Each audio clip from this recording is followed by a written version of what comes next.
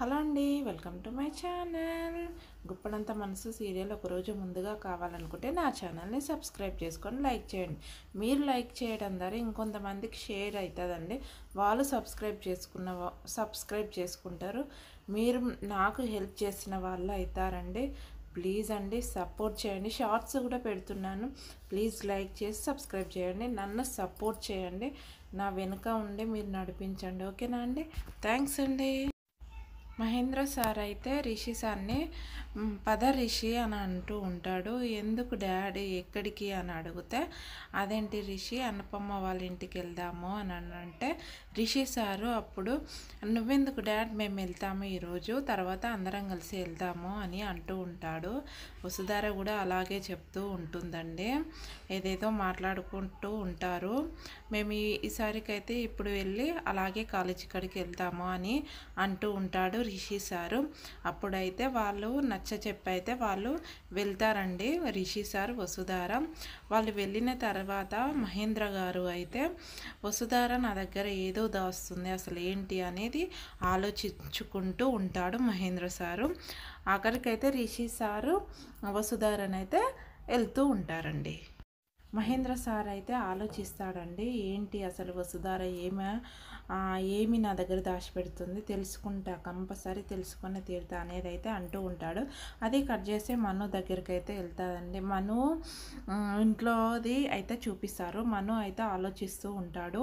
ఏమి ఆలోచిస్తూ ఉంటాడంటే, శైలేంద్ర చెప్తూ ఉంటాడు కదండి, ఎవరు కాదు మీ డాడీ ఎవరో తెలుసా, మా బాబాయే అని ఆలోచిస్తాడు. మళ్ళా శైలేంద్ర వాళ్ళ మమ్మీ కూడా ఫోన్లో మాట్లాడుతుంది కదండి లెటర్ ఇచ్చేటప్పుడు, నువ్వు నిర్ధారించుకో అనేది, అది కూడా ఆలోచిస్తూ ఉంటాడు. మహేంద్ర సార్ కూడా అంటూ ఉంటాడు కదా మనోని, అది కూడా ఆలోచించుకుంటూ ఉంటాడండి. అప్పుడే శైలేంద్రని అయితే ఫోన్ చేస్తూ ఉంటాడు. శైలేంద్ర అయితే నోటికొచ్చింది మాట్లాడుతూ ఉంటాడు. అప్పుడైతే కోపంతో అయితే ఫోన్ పెట్టేసి శైలేంద్ర దగ్గరికి అయితే వెళ్దామని డిసైడ్ అవుతాడు.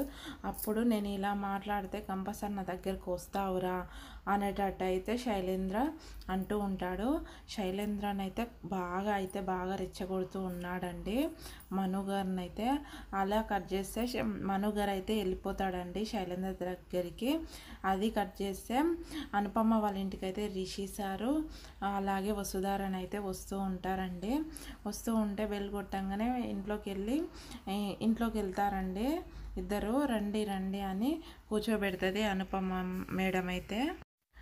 వసుధారని అయితే అడుగుతూ ఉంటుందండి అనుపమ్మను, అసలు మనుగారు ఎక్కడికి వెళ్ళారు అని అంటే, హడావిడిగానైతే బయటికి వెళ్ళాడు, అసలు ఎక్కడికి వెళ్ళాడో తెలియదు అని అనుపమ అంటూ ఉంటుంది. అలాగే అనుపమ కూడా చెప్తూ ఉంటుంది, మనసులో ఒకటి పెట్టుకొని బయటికి ఒకేలా మాట్లాడుతుండు, కొంచెం రియాక్ట్గా వేరే విధంగా మాట్లాడుతుండు అని చెప్తూ ఉంటుంది. అలాగే నేను వంట చేస్తా అనుకుంటానైతే అనుపమ అంటే, నేను కూడా వస్తాను మేడం అని అయితే ఇద్దరు కిచెన్ రూమ్లోకి వెళ్తారు. అలా కిచెన్ రూమ్లోకి వెళ్ళగానే వసుధారని అయితే, నేను మను మీ తమ్ముడు అని చెప్పేస్తాను అని రిషి సార్తో చెప్తాను రిషి సార్కి అని అంటూ ఉంటుంది అనుపమ్మతోటి. అనుపమ్మనైతే కుదరదు, అసలు ఏమొద్దు అని చెప్తూ ఉంటుంది. నేను మోసం చేస్తున్నానేమో అని నాకు అనిపిస్తుంది మేడం, ఈరోజు ఎట్టి పరిస్థితుల్లో నేను రిషి సార్కి అయితే కంపల్సరీ చెప్పేస్తాను మీ తమ్ముడు మను గారే అని రిషి సార్కి అయితే చెప్పేస్తాను అని అంటూ ఉంటే, అనుపమ మేడం వద్దు వసుధార అని అంటూ ఉంటుంది. లేదు, నేను మోసం చేసినదాన్ని అయితే తన తండ్రి ఎవరు ఖచ్చితంగా రిషి సార్ చెప్తే, రిషి సారు మనకు హెల్ప్ చేసిన వాడు అవుతాడు, అర్థం చేసుకుంటాడు అని అయితే అంటూ ఉంటుంది. అది కట్ చేస్తే శైలేంద్ర దగ్గరికి అయితే వెళ్తూ ఉంటాడు కదా మను గారు అయితే. మనుని చాలా రెచ్చగొడుతూ ఉంటాడు శైలేంద్ర. అవన్నీ తప్పించుకొని అయితే బాగా మాట్లాడుకుంటారు ఇద్దరు. అక్కడి నుంచి వెళ్ళిపోతాడు. రిషి సార్కి అయితే మను తండ్రి ఎవరో తెలిసిపోయిందండి. ఓకేనా అండి? బాయ్ అండి.